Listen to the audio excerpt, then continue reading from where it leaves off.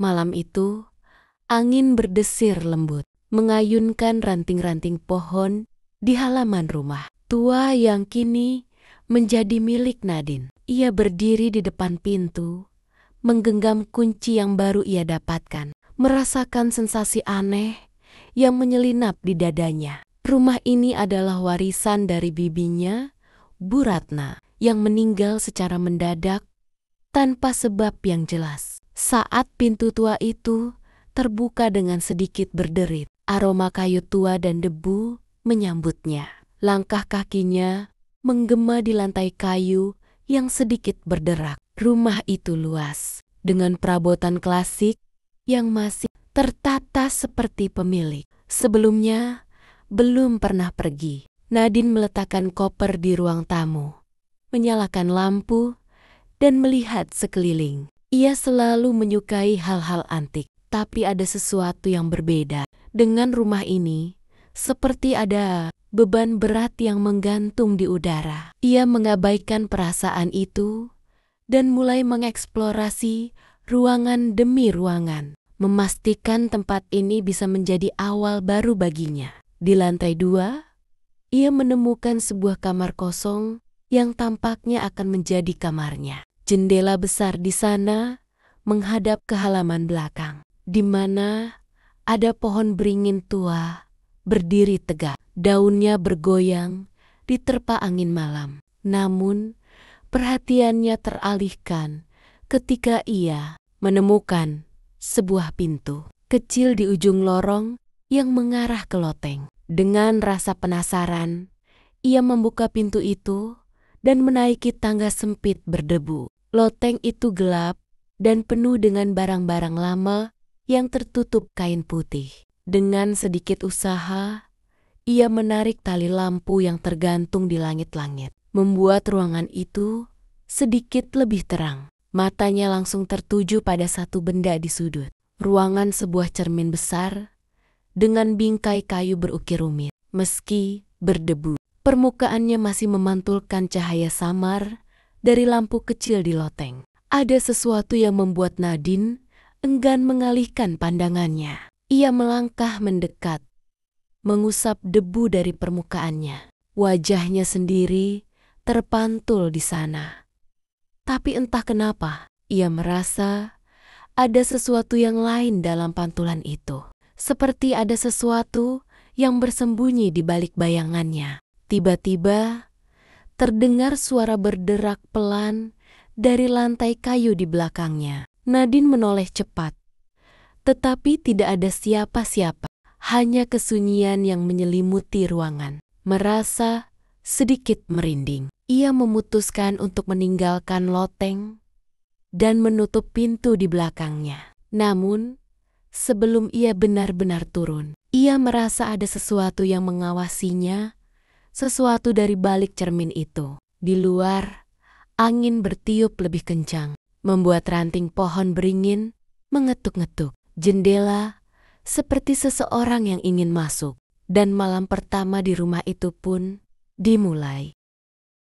Malam pertama di rumah baru seharusnya membawa ketenangan, tetapi bagi Nadine, yang ada hanya perasaan resah yang sulit dijelaskan. Ia berbaring di tempat tidurnya, menatap langit-langit, mencoba mengabaikan rasa tidak nyaman yang terus menghantui sejak ia menemukan cermin di loteng. Suasana rumah itu terlalu sunyi, bahkan suara detik jam di meja terasa lebih keras dari biasanya. Setelah beberapa saat berguling-guling, ia akhirnya memutuskan untuk tidur. Namun, tepat ketika matanya hampir terpejam, ia mendengar suara samar seperti sesuatu yang bergeser di lantai atas loteng. Nadine langsung teringat pada cermin itu. Pikirannya mencoba mencari alasan logis. Mungkin suara itu hanya tikus. Mungkin kayu yang memuai karena perubahan suhu malam. Tapi ada bagian dari dirinya yang tidak bisa mengabaikan kecurigaan. Setelah beberapa menit berlalu tanpa suara lain, ia mencoba kembali tidur. Namun, saat hendak memejamkan mata, sebuah suara lain terdengar lebih jelas. Suara langkah kaki pelan, seperti seseorang berjalan di lantai loteng. Nadine terdiam. Jantungnya berdetak lebih cepat. Dengan ragu, ia bangkit dan membuka pintu kamarnya. Lorong gelap terbentang di depannya, hanya diterangi cahaya redup dari lampu dinding. Ia menelan ludah dan melangkah perlahan, menaiki tangga menuju loteng. Saat tiba di depan pintu loteng, ia menarik napas dalam-dalam, kemudian membuka pintunya dengan hati-hati. Ruangan itu gelap dan sunyi. Lampu kecil di langit-langit masih menyala, menerangi debu yang berterbangan di udara. Semua barang masih tertutup kain putih. Tidak ada yang berubah. Tapi entah mengapa, perasaan gelisah semakin kuat. Matanya langsung tertuju ke sudut ruangan, ke cermin besar yang ia temukan tadi sore.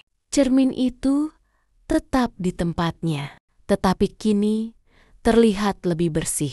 Seolah ada seseorang yang baru saja mengusap permukaannya. Ia mendekat perlahan, menatap bayangannya sendiri. Namun, semakin lama ia menatap, semakin terasa ada sesuatu yang janggal. Dan tiba-tiba, bayangan dalam cermin itu tersenyum kepadanya. Padahal, Nadine tidak tersenyum. Ia tersentak mundur, jantungnya hampir meloncat dari dada. Matanya membelalak, tubuhnya menegang. Tapi bayangan itu tetap berdiri di sana, menatapnya dengan senyum tipis yang tidak seharusnya ada. Kemudian,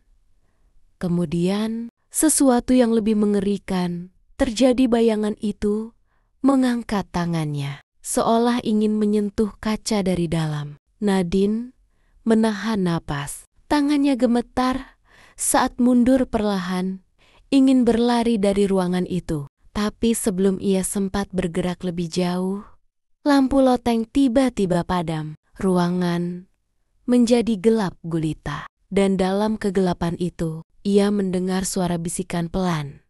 Hampir tak terdengar, tapi cukup jelas untuk membuat bulu kuduknya meremang. Jangan pergi. Nadine berlari turun tanpa berpikir. Hampir tersandung di tangga. Ia menutup pintu loteng dengan keras, menguncinya, lalu berlari kembali ke kamar. Tangannya gemetar saat mengunci pintu kamar dari dalam. Napasnya tersengal, dadanya naik turun dengan cepat. Apa yang baru saja ia lihat? Apakah itu hanya imajinasinya? Tapi suara bisikan itu nyata. Di luar, angin kembali berhembus kencang, dan di dalam rumah, cermin di loteng tetap berdiri tegak, menyimpan rahasia yang belum sepenuhnya terungkap. Nadine terbangun dengan napas memburu. Kamar masih gelap, hanya sedikit cahaya bulan yang masuk melalui celah gorden. Ia mencoba menenangkan diri, meyakinkan bahwa semua yang terjadi tadi malam hanyalah mimpi buruk. Namun, saat melihat jam di ponselnya pukul jam 3:12 pagi, perasaan tidak nyaman kembali menghantuinya. Telinganya menangkap sesuatu, bukan suara angin, bukan suara tikus yang biasa terdengar di rumah tua. Itu adalah suara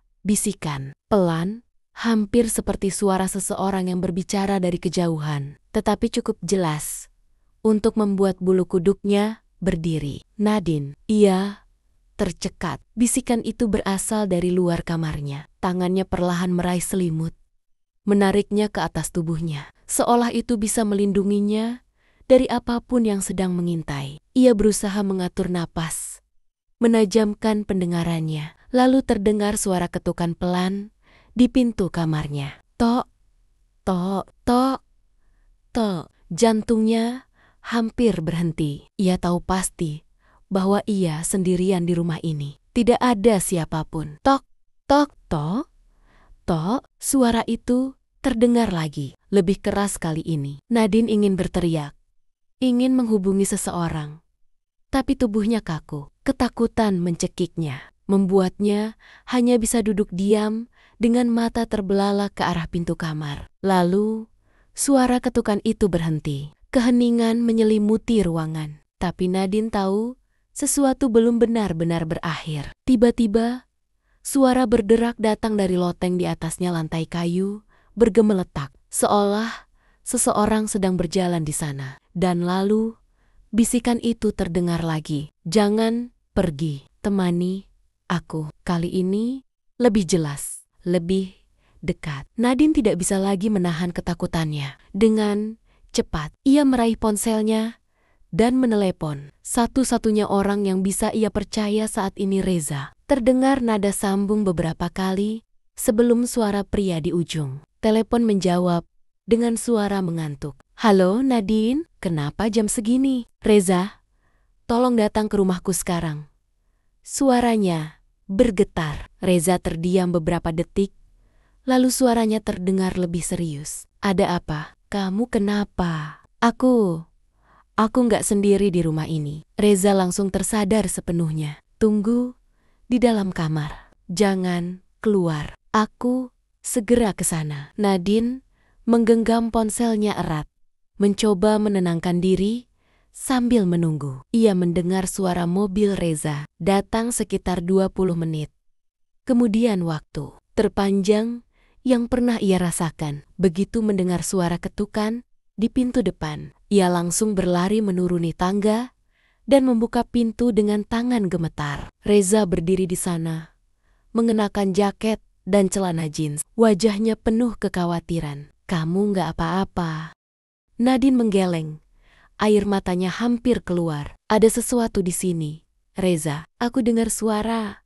Aku lihat sesuatu di cermin. Aku nggak tahu lagi harus ngapain. Reza menghela napas dan masuk, menutup pintu di belakangnya. Oke, ceritakan semuanya. Saat Nadine menceritakan kejadian tadi malam, ia tidak menyadari satu hal. Di lantai atas, di dalam loteng yang terkunci, cermin besar itu kini memiliki bekas tangan di permukaannya seperti seseorang dari dalam mencoba menyentuh kaca. Dan malam ini, permainan baru saja dimulai. Reza duduk di sofa ruang tamu, mendengarkan dengan serius saat Nadine menceritakan semua yang ia alami. Wajahnya sedikit pucat, tangannya gemetar saat menggenggam cangkir teh yang ia buat sendiri untuk menenangkan diri. Aku nggak ngerti, Reza, cermin itu aneh. Bayanganku berubah. Aku dengar suara bisikan, dan tadi malam ada yang mengetuk pintu kamarku. Aku sendirian di sini, tapi rasanya nggak begitu. Reza menghela napas panjang. Aku percaya sama kamu, tapi kita harus cari tahu lebih banyak tentang rumah ini dan kenapa cermin itu bisa ada di loteng. Nadine mengangguk. Aku juga berpikir begitu. Aku ingat Bibi Ratna nggak pernah membicarakan soal loteng ini. Bahkan waktu aku kecil dan sering main ke sini, aku nggak pernah melihat cermin itu. Reza bangkit dari sofa. Ayo kita lihat lagi. Mereka naik ke lantai atas. Nadine ragu sejenak sebelum akhirnya membuka pintu loteng. Tangga kayu sempit itu masih berderit di bawah langkah kaki mereka. Begitu lampu kecil dinyalakan, ruangan itu kembali terlihat sama seperti tadi malam, berdebu, penuh barang lama dan dingin. Tapi ada satu hal yang berbeda. Cermin itu kini memiliki bekas tangan di permukaannya. Nadine dan Reza saling berpandangan. Tidak ada yang masuk ke ruangan ini sejak tadi malam. Tetapi jejak tangan itu terlihat jelas, seperti seseorang telah menyentuh kaca dari dalam. Reza menelan ludah. Oke, ini mulai nggak masuk akal. Nadine berusaha mengabaikan rasa takutnya dan melangkah lebih dekat ke cermin. Matanya menelusuri setiap ukiran di bingkainya motif bunga dengan detail yang rumit. Tetapi ada satu bagian di sudut bawah yang tampak berbeda. Ada lambang kecil berbentuk mata yang hampir tidak terlihat di antara ukiran lainnya. Apa ini? Nadine mengusap lambang itu dengan jarinya. Tiba-tiba, ia merasa dingin yang menusuk menembus kulitnya. Matanya membelalak saat cermin itu bergetar halus, seolah merespons sentuhannya. Dan saat itulah,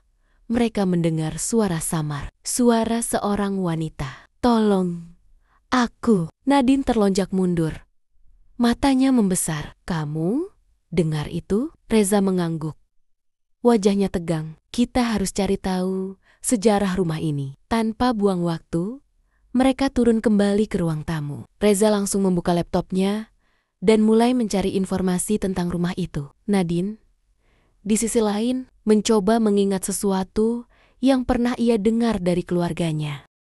Setelah beberapa saat mencari, Reza akhirnya menemukan sesuatu. "Nadine, lihat ini." Ia menunjukkan sebuah artikel berita lama dengan judul "Menghilangnya Laras Wicaksana, Misteri yang Tak Terpecahkan." Nadine membaca cepat isi artikel itu. Laras Wicaksana adalah seorang wanita yang pernah tinggal di rumah ini 20 tahun lalu. Ia menghilang secara misterius tanpa jejak, dan kasusnya tidak pernah terpecahkan. Yang lebih mengejutkan, Laras adalah pemilik terakhir rumah ini sebelum diwariskan kepada Bibi Ratna. Nadine merasa tubuhnya merinding. "Jadi, suara yang aku dengar tadi, mungkin itu Laras?" Reza mengangguk pelan. "Dan mungkin dia terperangkap di dalam cermin itu." Nadine menatap ke arah loteng dengan perasaan ngeri. Jika benar Laras ada di dalam cermin itu,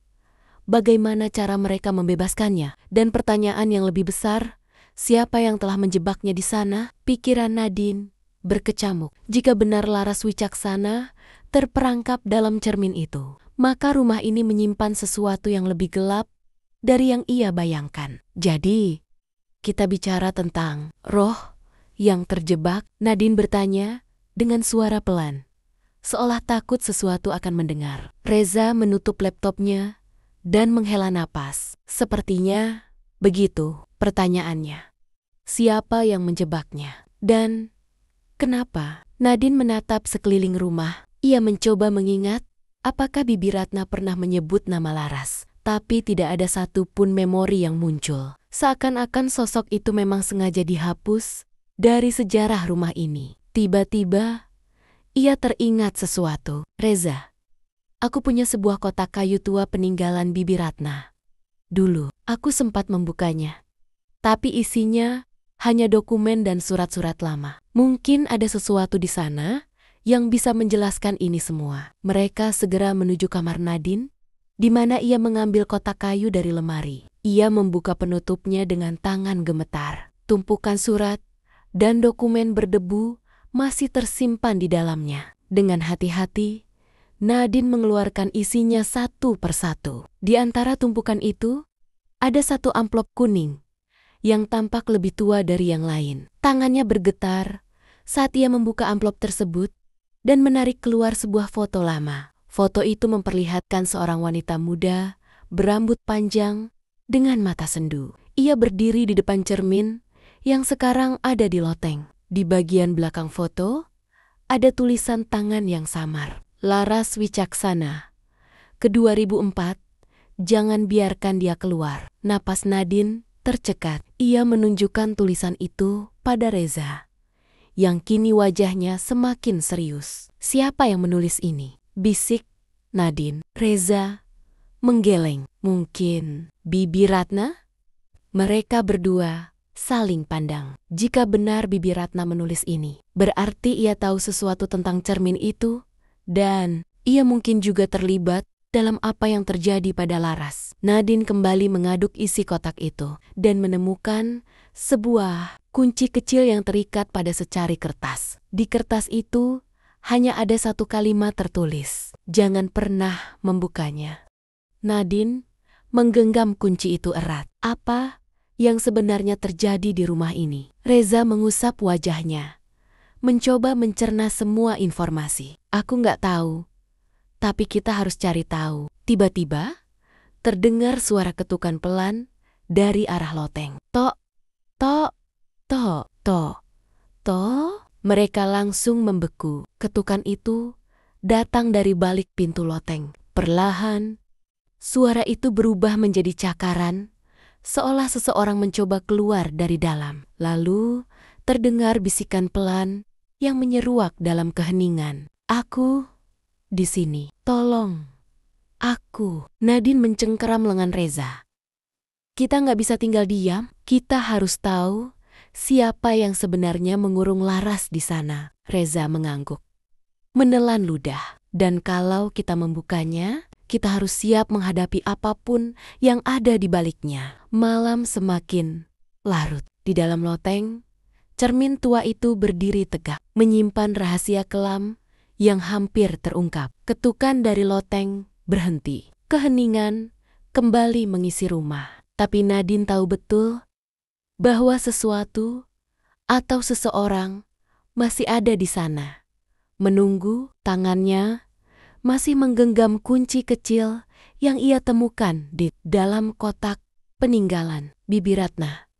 Jangan pernah membukanya. Begitu bunyi peringatannya. Tapi membiarkan misteri ini tetap tersembunyi bukan pilihan. Reza menatap kunci itu dengan ekspresi waspada. Apapun yang dikunci oleh Bibi Ratna, mungkin ada alasannya. Nadine menelan ludah.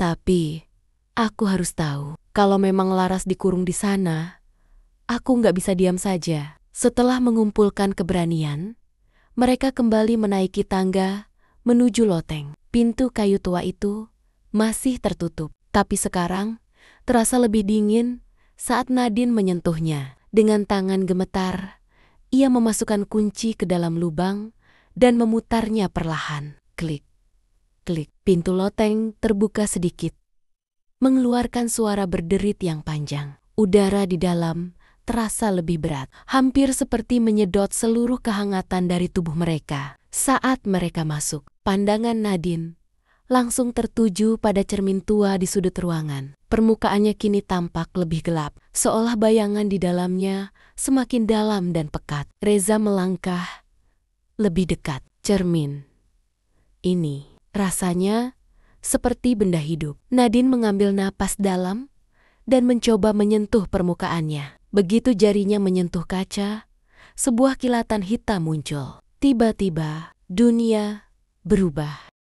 Nadine tidak lagi berada di loteng rumahnya. Ia berdiri di dalam ruangan yang sama, tetapi dalam versi berbeda, lebih bersih, lebih terang, seolah ia kembali ke masa lalu. Di depannya, seorang wanita berdiri menghadap cermin. Laras, rambut panjangnya menjuntai, tubuhnya tampak kurus, dan wajahnya pucat. Nadine mencoba memanggilnya, tapi suaranya tidak keluar. Ia hanya bisa menyaksikan. Di belakang Laras, ada seseorang lain, Bibi Ratna. Terlihat lebih muda. Wajahnya dipenuhi ekspresi gelisah dan ketakutan. Aku mohon Laras.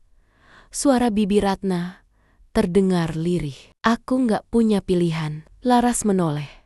Matanya dipenuhi kemarahan dan ketakutan. Kamu tahu, aku nggak bersalah. Kenapa kamu percaya mereka? Bibi Ratna menggigit bibirnya. Air matanya menetes. Aku harus melindungi keluarga kita. Laras tertawa getir. Dengan mengorbankanku. Saat itu, seorang pria tua masuk ke ruangan. Nadine tidak mengenalinya. Tapi ada aura mengerikan yang menyelimutinya. Pakaiannya gelap, matanya tajam. Ia membawa sesuatu di tangannya, sebuah liontin dengan lambang mata yang sama, seperti yang ada di cermin. Waktunya, kata pria itu dingin. Nadine berdiri membeku, menyaksikan peristiwa yang terjadi di hadapannya. Laras mundur beberapa langkah, matanya dipenuhi ketakutan saat pria tua itu mendekat dengan liontin di tangannya. Aku tidak melakukan apapun. Kalian tidak boleh melakukan ini. Suara Laras bergetar, penuh kepanikan. Bibi Ratna menundukkan kepala, tidak sanggup menatap Laras. Pria tua itu, dengan suara yang dingin dan tegas, berkata, kamu telah melanggar perjanjian, dan sekarang kamu harus membayar harganya. Laras menggeleng kuat. Aku tidak pernah melanggar apapun. Aku hanya ingin keluar dari tempat ini. Aku tidak ingin menjadi bagian dari kalian. Pria itu tersenyum tipis, lalu meraih liontin di tangannya. Ia mulai merapalkan sesuatu, kata-kata dalam bahasa yang tidak dimengerti Nadine, namun terasa seperti mantra kuno. Udara di ruangan itu berubah. Angin berembus kuat, meski tidak ada jendela yang terbuka, dan cermin di sudut ruangan mulai bergetar hebat. Laras berteriak, tubuhnya seolah tertarik oleh sesuatu yang tak terlihat. Ia mencoba melawan, meraih apa saja untuk tetap bertahan. Tetapi kekuatan tak kasat mata itu lebih kuat darinya. "Jangan lakukan ini," teriaknya. Bibi Ratna menutup matanya. Air matanya mengalir. Kemudian, dalam satu tarikan kuat, Laras tersedot ke dalam cermin. Suasana langsung menjadi sunyi. Tidak ada lagi suara mantra. Tidak ada lagi hembusan angin. Yang tersisa hanyalah cermin tua itu, dengan bekas tangan Laras yang membekas di permukaannya sama seperti yang Nadine lihat malam itu. Pria tua itu menghela napas pelan. Sekarang, dia tidak akan bisa keluar seperti yang seharusnya. Bibi Ratna menatap cermin dengan ekspresi penuh penyesalan. Bagaimana jika seseorang menemukannya? Pria itu menoleh dengan tatapan tajam. Maka kutukan ini akan berlanjut, dan siapapun yang berani membebaskannya akan menghadapi konsekuensinya. Nadine tersentak mundur. Terengah-engah, ia kembali ke lotengnya.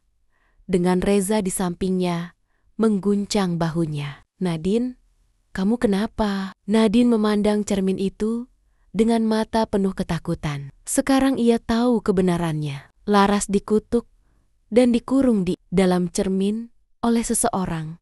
Dan Bibi Ratna adalah bagian dari itu. Tapi ada satu hal yang membuat tubuh Nadine menggigil lebih hebat. Jika kutukan ini akan berlanjut bagi siapapun yang menemukannya, apakah itu berarti dirinya sekarang dalam bahaya? Nadine duduk di lantai loteng dengan napas tersengal. Matanya masih terpaku pada cermin tua itu, yang kini tampak lebih gelap dan pekat daripada sebelumnya. Reza berjongkok di sampingnya, mencoba menenangkan. "Kamu baik-baik saja? Kamu sempat gak sadar selama beberapa menit," kata Reza dengan nada khawatir. Nadine mengangguk pelan, meskipun tubuhnya masih gemetar. Aku melihat semuanya, Reza.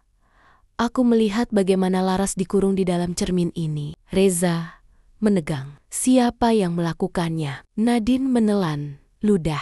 Ada seorang pria tua, dan Bibi Ratna ada di sana. Aku nggak tahu apakah dia benar-benar setuju dengan itu atau dipaksa. Tapi dia jelas tahu apa yang terjadi. Reza terdiam sejenak, mencerna informasi itu. Jadi, cermin ini bukan cuma cermin biasa. Ini semacam perangkap. Nadine mengangguk. Dan kalau apa yang dikatakan pria itu benar, kutukan ini belum berakhir. Hening sejenak. Lalu, sesuatu terjadi. Tok, tok, tok, tok. Ketukan terdengar lagi. Tapi kali ini, dari dalam cermin, Nadine dan Reza langsung berdiri. Nadine bisa merasakan jantungnya berdegup kencang. "Reza," bisiknya ketakutan. Ketukan itu semakin keras, disusul oleh cakaran di permukaan kaca, seolah sesuatu berusaha keluar. Lalu,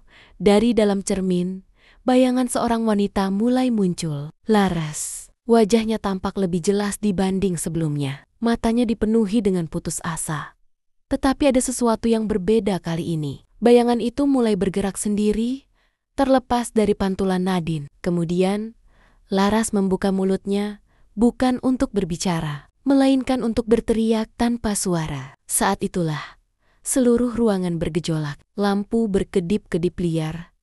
Udara di sekitar mereka terasa berat dan menekan. Buku-buku dan barang-barang tua mulai jatuh dari rak, menciptakan suara gaduh di dalam loteng yang sempit itu. "Ini nggak benar, Nadine. Kita harus keluar dari sini," seru Reza. Tapi sebelum mereka sempat bergerak, cermin itu bergetar hebat. Bayangan Laras di dalamnya kini tampak semakin nyata, seolah hanya tinggal satu langkah lagi untuk keluar. Tiba-tiba, suara bisikan memenuhi ruangan suara-suara, tanpa wujud yang terdengar dari segala arah. Kata-kata yang tak sepenuhnya bisa dimengerti, tetapi terasa seperti sebuah peringatan. "Jangan lepaskan dia. Kutukan ini harus tetap terkunci.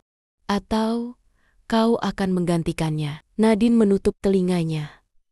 Tetapi suara itu tetap menggema di dalam kepalanya. Reza menarik tangannya. Kita harus keluar dari sini. Sekarang. Namun, sebelum mereka bisa berlari ke arah pintu loteng, sesuatu yang lebih mengerikan terjadi. Cermin itu retak dengan sendirinya. Retakan pertama muncul di tengah, membentuk pola menyerupai jaring laba-laba. Dari celahnya, Nadine bisa melihat sesuatu yang lebih dalam dari sekadar refleksi. Sebuah ruangan gelap, dan di dalamnya ada sosok-sosok lain. Mereka berdiri di balik laras, wajah mereka samar dalam kegelapan. Beberapa dari mereka tampak seperti bayangan tanpa mata. Yang lain seperti sosok manusia yang terjebak di antara dunia nyata dan dunia lain. Salah satu dari mereka mengangkat tangan, menunjuk langsung ke arah Nadine. Nadine mundur dengan napas terengah. Apa?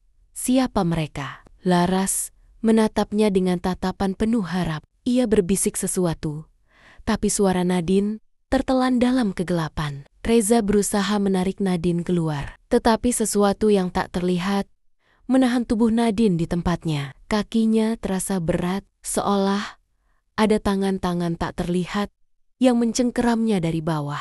Nadine, lepaskan diri kamu. Reza berusaha menariknya lebih keras. Laras kini menekan tangannya ke permukaan cermin, dan Nadine bisa merasakan sesuatu menariknya masuk ke dalamnya. Sebuah suara bergema di kepalanya. Bukan suara Laras, tetapi suara lain lebih dingin, lebih kejam. Kamu telah melihat terlalu banyak. Lalu, semuanya menjadi gelap saat Nadine membuka matanya. Ia tidak lagi berada di loteng rumahnya. Ia berdiri di sebuah tempat yang sunyi, penuh kabut. Udara di sekelilingnya terasa beku. Cahaya redup dari entah di mana menerangi tanah kosong yang dipenuhi pecahan kaca. Di depannya, Laras berdiri dengan wajah penuh kesedihan. Kamu seharusnya tidak datang ke sini, bisiknya. Nadine membuka mulutnya, tetapi suaranya tidak keluar. Laras menggelengkan kepala. Sekarang, kamu dalam bahaya. Mereka tahu kamu mencoba membebaskanku, dan mereka tidak akan membiarkanmu pergi. Tiba-tiba, di belakang Laras, sosok-sosok bayangan mulai bermunculan dari kabut. Mereka semakin dekat, dan mereka datang untuk Nadine. Nadine merasakan tubuhnya kaku. Sosok-sosok bayangan itu semakin mendekat, tanpa suara, tanpa ekspresi. Mereka bukan sekadar bayangan biasa. Mereka adalah jiwa-jiwa terperangkap, seperti Laras, tapi berbeda dengan Laras. Mata mereka kosong, tanpa emosi. Hanya ada kehampaan dan haus akan sesuatu, mungkin kebebasan, mungkin tubuh baru untuk ditempati. Laras berdiri di depan Nadine, menghalangi bayangan-bayangan itu. Mereka tahu kamu bisa keluar dari sini. Itu sebabnya mereka akan mencoba mengambil tempatmu. Nadine menelan ludah. Bagaimana caranya aku bisa keluar? Laras menatapnya penuh duka. Aku tidak tahu pasti. Tidak ada yang pernah berhasil sebelumnya. Bayangan-bayangan itu kini hanya berjarak beberapa langkah. Udara di sekitar mereka terasa semakin dingin, seperti ribuan jari-jari tak terlihat merayapi kulit Nadine. Tiba-tiba, sebuah suara menggema dari kejauhan. Nadine, itu suara Reza. Di kejauhan, Nadine melihat sebuah celah di antara kabut, sebuah retakan di udara, seperti pecahan kaca melayang di udara. Melalui celah itu, ia bisa melihat loteng rumahnya. Tempat Reza berdiri, berusaha menariknya kembali. Tahan tanganku, teriak Reza. Nadine mencoba berlari ke arah celah itu, tetapi sesuatu mencengkeram pergelangan kakinya. Salah satu bayangan berhasil menangkapnya. Sentuhannya dingin, seperti kematian. Laras berusaha menarik Nadine, tetapi semakin banyak bayangan yang merayap mendekat. Tangan-tangan mereka berusaha menarik Nadine lebih dalam ke dalam kegelapan. Jika ia tidak segera keluar, ia akan terjebak selamanya. Nadine memberanikan diri untuk menatap Laras. Apa yang terjadi padamu tidak seharusnya terjadi. Aku akan membantumu, tapi aku harus keluar dulu. Laras menatapnya dengan mata berkaca-kaca. Ia kemudian menoleh ke arah bayangan itu, dan tanpa peringatan, melemparkan dirinya ke tengah mereka. "Pergi, Nadine!" teriaknya. Bayangan-bayangan itu seketika beralih ke Laras, memberikan Nadine cukup waktu untuk menarik dirinya bebas dan berlari ke arah celah di udara. Tepat saat ia hampir mencapai retakan itu, sebuah tangan lain meraih lengannya. Tapi kali ini, itu bukan tangan bayangan. Itu tangan Reza dengan tarikan kuat. Cahaya menyilaukan memenuhi pandangan Nadine. Saat Nadine membuka matanya, ia sudah kembali ke loteng. Tubuhnya terbaring di lantai. Napasnya tersengal-sengal. Reza ada di sampingnya. Wajahnya penuh ketakutan. "Kamu kembali," bisik Reza. Masih tidak percaya. Nadine merasakan keringat dingin membasahi tubuhnya. Ia melihat ke arah cermin di sudut ruangan.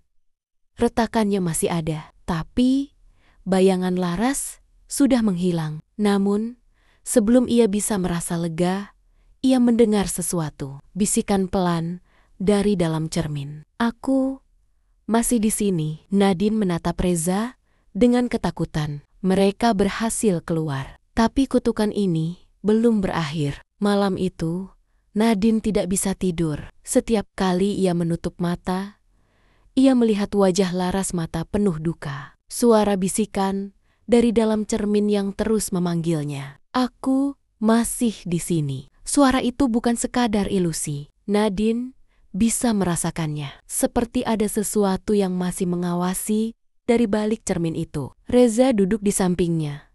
Masih tampak khawatir. "Kita nggak bisa biarkan ini terus terjadi. Kita harus mencari tahu bagaimana caranya menghentikan kutukan ini." Nadine mengangguk. Ia tahu satu-satunya cara untuk benar-benar menyelesaikan ini adalah mencari kebenaran di balik kutukan Laras dan mengapa Bibi Ratna ikut terlibat.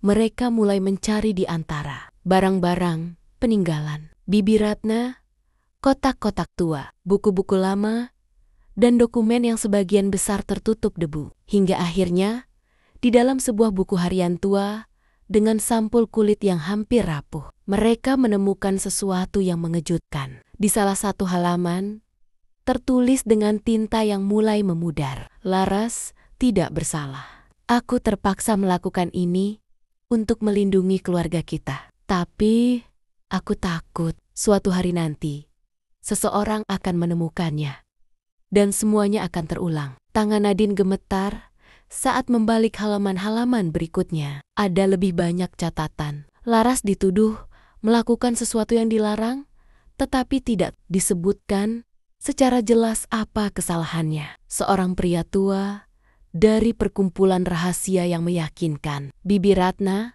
bahwa mengurung Laras adalah satu-satunya cara untuk menyelamatkan keluarganya dari kutukan yang lebih besar. Cermin itu bukan hanya perangkap, tetapi juga pintu. Nadine menatap Reza.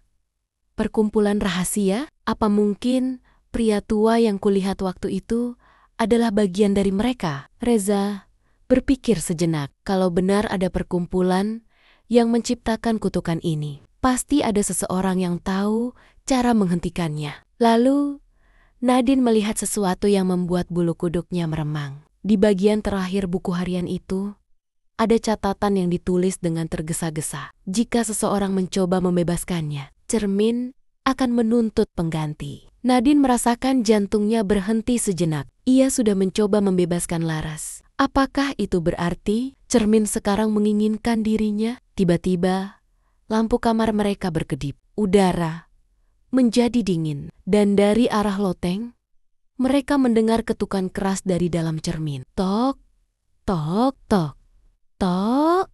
Ketukan dari dalam cermin semakin keras, menggema ke seluruh rumah. Nadine dan Reza saling berpandangan.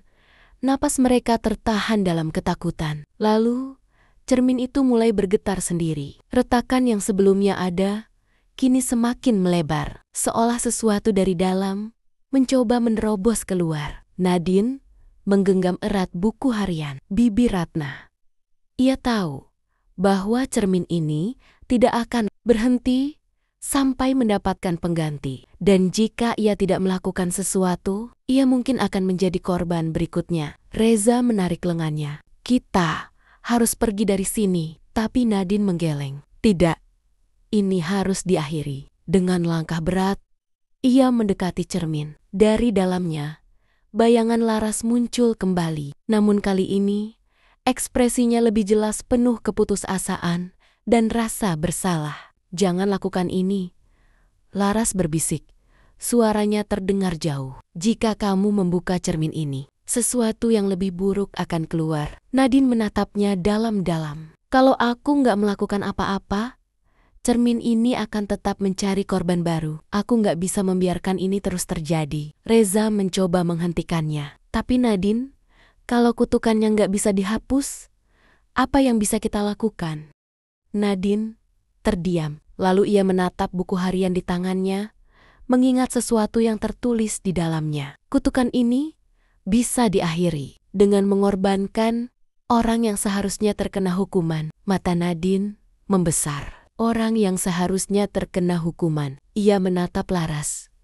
Itu bukan kamu kan? Laras menggeleng. Aku hanya korban. Dan saat itu, Nadine menyadari sesuatu. Perkumpulan rahasia yang mengutuk Laras masih ada. Pria tua itu pemimpin mereka. Dia masih hidup. Reza? Nadine menoleh.